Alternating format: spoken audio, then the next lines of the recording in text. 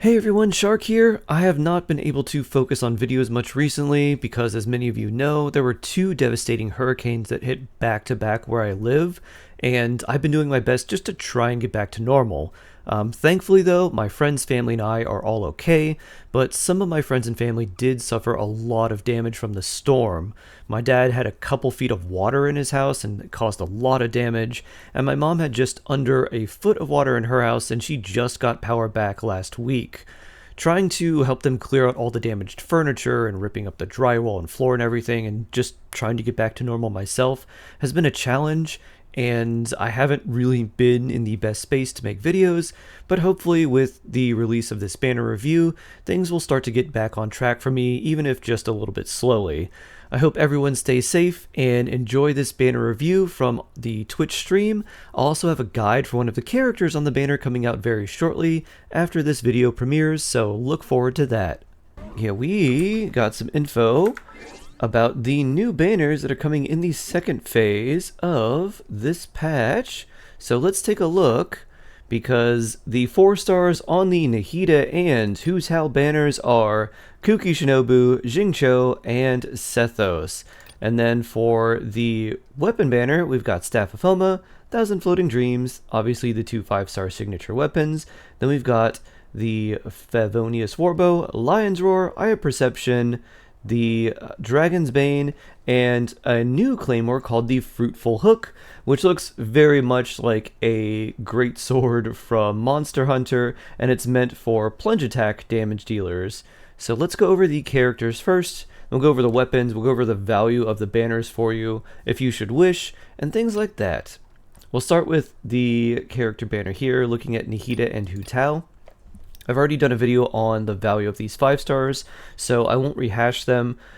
Basically, both of them are good. Hu Tao is still pretty relevant, even many years after she was released. Still a good damage dealer, but has definitely been outpaced by some of the newer damage dealers we've had, like Arlecchino and Nuvolette, even though she is still a very strong damage dealer. If you were planning to wish on this banner for a 5-star, I'd recommend Nahida more, as she fits into basically every Dendro team, or makes almost every Dendro team better, with the exception of some burning teams, because burning's not a very good reaction. So yeah, if you want to run any aggravate team, if you want to run any spread team, if you want to run any bloom, hyper bloom burgeon team, Nahida is almost always the best choice for a Dendro character. But what's more interesting about these banners is that the 4 stars are actually good. We've got Xingqiu here, who is one of the best damage dealer, or one of the best hydro applicators in the game, and his damage is pretty solid too. He is really useful for like half the teams in the game. He's got good off-field hydro application, and basically every constellation he has is really strong. His C1 is okay, it gives him an extra rain sword, which gives you a little bit more passive healing, damage reduction, and that's pretty much it. And then his C2 is really good, shredding Hydro Res for your team, which can be very helpful in a variety of teams, not only for him, but for other teams where you're using multiple Hydro characters, like let's say a Nahida or Hu Tao team that's using double Hydro, for Nahida to proc Hyper Bloom, or for Hu Tao for just extra vaporizes. And basically every constellation he has after that is pretty good. C3 increasing the burst is nice, C4 giving his skill an extra damage multiplier, an actual multiplicative multiplier if you use his skill after his burst, which means his skill can hit pretty hard, especially if you vaporize it, which can be really nice.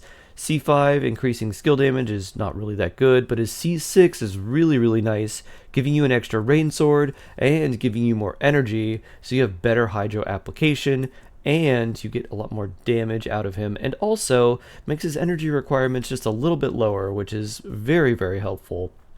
So overall, Xingqiu is the best character on this banner, but we also have Kuki Shinobu, who is an incredibly good character, especially if you plan to run her as an EM support for Hyper Bloom, and that's really where she finds the best use, because Kuki Shinobu is a healer that sacrifices her own HP to put a little ring around you, and the ring pulses and it deals electro damage. The damage that it deals is not very significant, however the fact that she is a healer and anyone who is the active character with this ring on them gets the healing is really nice, and the fact that it is an AoE around you that can proc Hyper Bloom easily makes her one of the better Hyper Bloom triggers in the game, and unfortunately we don't have that many. So building Kuki Shinobu with a lot of EM is also beneficial because she has a passive that increases her healing bonus based on her elemental mastery. So she becomes a better healer and a better Hyper Bloom trigger when you build more elemental mastery, fulfilling two roles in one, being a trigger to deal lots of damage with Hyper Bloom. We're talking like 30,000 plus damage Hyper Blooms at level 90, and also becoming a healer that can sustain your team and make sure they don't die. So Kuki and Xingqiu are the best characters on the banner.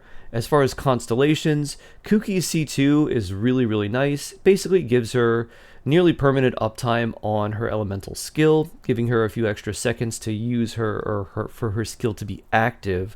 So that's a really good one to get. And as far as other things, her C4 is nice. It gives you a little bit more electro application when your character attacks, because it does a little coordinated attack every several seconds.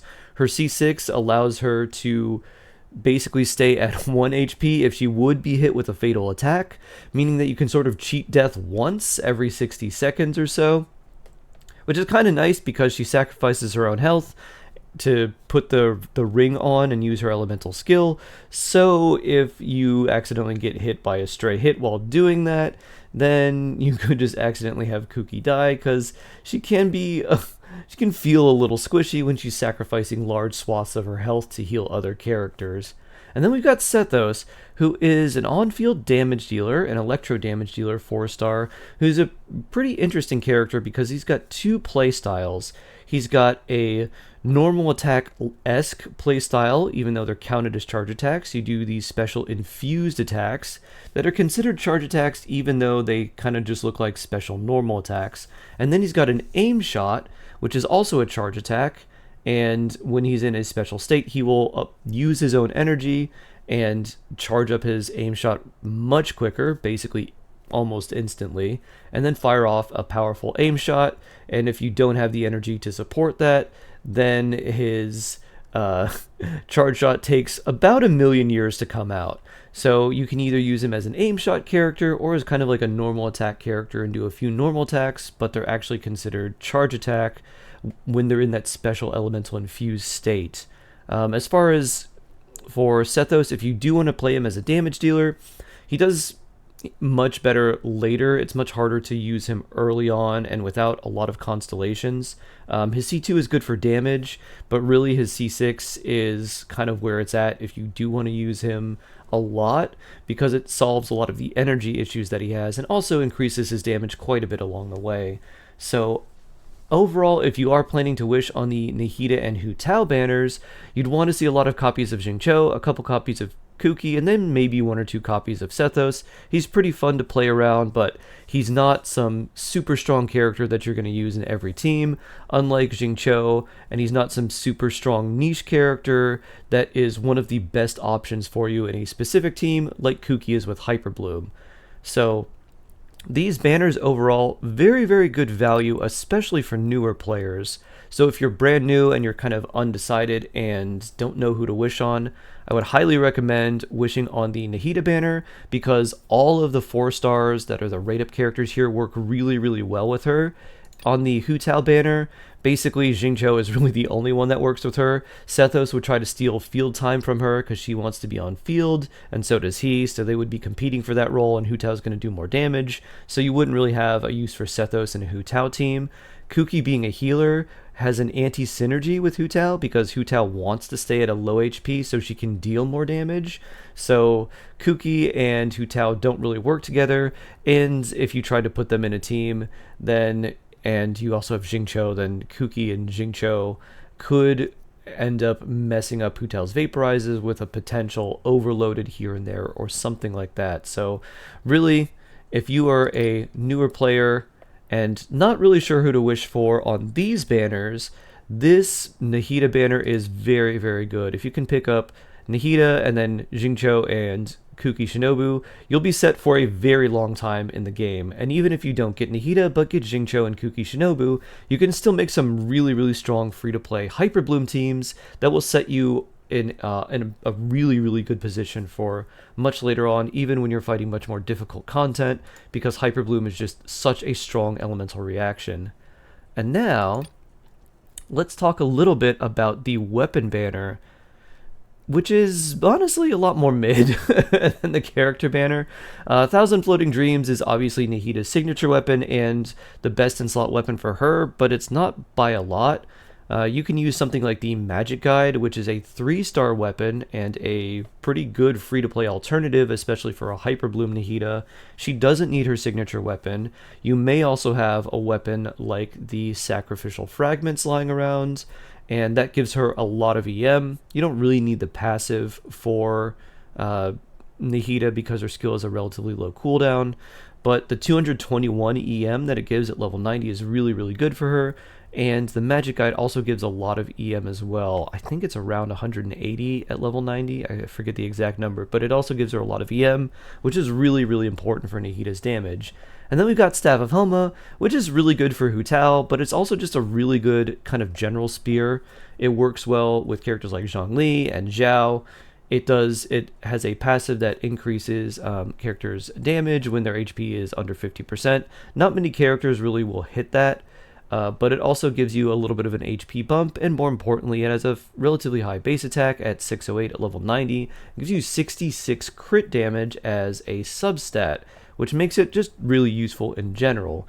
As far as the 4-star weapons, we've got Favonius Warbow, Lion's Roar, Eye of Perception, Dragonsbane, and the Fruitful Hook. Out of these weapons, the most useful and most universal 4-star is the Favonius Warbow. It can be used on a variety of characters. We have a lot of bow characters that are supports, and supports with Fav weapons are extremely powerful because the high energy recharge that it gives, 61% at level 90, is really, really nice for a lot of off-field characters that get their energy and their elemental bursts back a lot slower.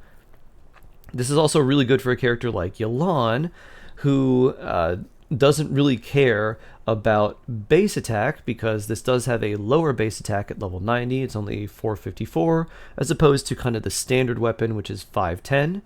But it gives her a lot of energy recharge, which she really needs, allowing her to funnel energy into herself and also help the team. And the rest of the weapons, they're okay, but they're a lot more niche. So Lion's Roar is okay for characters that are like characters like Kaching. It can be used on Xingqiu as well. If you're attacking enemies that are affected by Pyro or Electro a lot, can be okay. Kind of a mid-range, alright attack sword. Nothing too great. Eye Perception is bad, and it's the worst weapon that is on this banner in terms of the 4 stars. Actually, it's just the worst weapon overall, including the 5 stars.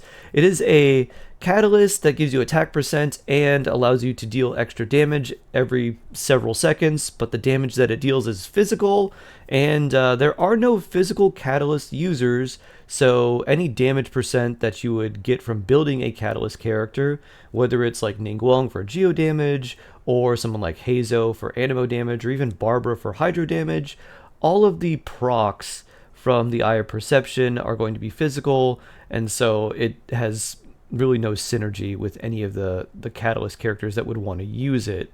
Then we've got Dragonsbane, which is a good weapon for someone like Hu Tao. It's also a really good weapon for any character that wants a lot of elemental mastery. It gives you 221 EM at level 90, which is quite a lot, and then it also increases damage against enemies that are affected by Pyro, meaning that it can be a really nice spear for someone like Hu Tao or Xiangling if you have enough energy recharge with her, but it can also be really good for something like a Reverse Melt Rosaria. Because of the high elemental mastery, it also does really well as a weapon for an EM Raiden that's used to trigger Hyper Bloom. And then we've got the Fruitful Hook. This sort of out of the box is really only good for Ga Ming. It's a Claymore Greatsword with an attack percent substat, and it also increases the damage that you deal when plunging. So out of the box, Gaming is really the only character that can use it. However, it is also a good 4-star weapon for a character like Diluc if you've got Cloud Retainer, or just about any Claymore character if you have Cloud Retainer, because Cloud Retainer will turn any character into a plunge attack damage dealer. So overall, the weapon banner is kind of mid. The Fav Warbow is pretty good. Both 5 stars are alright. You don't really need Nahida's 5-star weapon, and the Staff of Homa is really nice, but unless you're just like a giant Hu Tao stan and just want her signature weapon, I wouldn't recommend wishing on this. But if you were considering going for the character banner, this is much more value, and where I would recommend you use your primogems. If you're still kind of undecided though, I definitely recommend holding off, because we should get the 5.2 live stream around November 8th. That will be about 10 days after these banners go live, and you can see who is coming in the next version before you decide to wish on the character or weapon banners. There's going to be another Archon rerun, very likely. Some people are saying that it could be Zhongli. Some people are speculating that Neuvillette could be rerunning. So I think it's worth it to wait and see which 5 stars are coming in the patch 5.2 live stream, and then we'll still, before these banners end, it'll be towards the end of the banner, where we might only have a few days left, we'll be able to see which 4 stars are coming on the first phase of the banners as well.